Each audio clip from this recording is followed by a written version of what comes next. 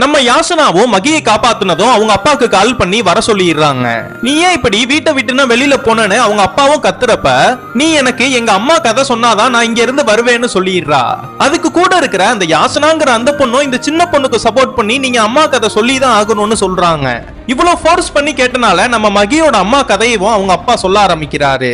அந்த கதையை சொல்றதுக்கு முன்னாடி நான் அம்மாவா யார நினைச்சுக்கிறதுன்னு இந்த சின்ன பொண்ணு கேக்குறப்ப அந்த யாசனாங்கிற அந்த பொண்ணு என்ன நினைச்சுக்கோன்னு சொல்றாங்க. குன்னூர் ரயில்வே ஸ்டேஷன்ல தான் உங்க அம்மாவை நான் ஃபர்ஸ்ட் டைம் பார்த்தேன். அந்த பொண்ணை பார்த்ததுமே எனக்கு ரொம்ப பிடிச்சு போயிருச்சு. அந்த பொண்ணையே ஃபாலோ பண்ணி அந்த பொண்ணுக்கே தெரியாம அந்த பொண்ணை அழகழகா போட்டோனா எடுத்துட்டு இருக்காரு. நம்ம ஹீரோ லவ் பண்ற விஷயமும் இவளுக்கு தெரிய வந்துருது. இதனால இந்த பொண்ணும் எனக்கு காதல், கல்யாணம், குழந்தை குட்டினா எனக்கு இன்ட்ரெஸ்டே கிடையாதுன்னு சொல்றா.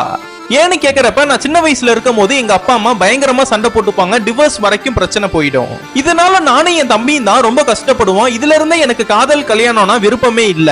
சரி நம்ம ஃப்ரெண்டாவாச்சும் இருக்கலான்னு ரெண்டு பேருமே நல்லா பழக ஆரம்பிக்கிறாங்க.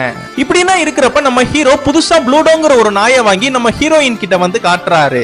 அந்த ப்ளூடோ கூட பழகின கொஞ்ச நாள்லயே அந்த நாயை இந்த பொண்ணுக்கு ரொம்ப பிடிச்சு போயிருது.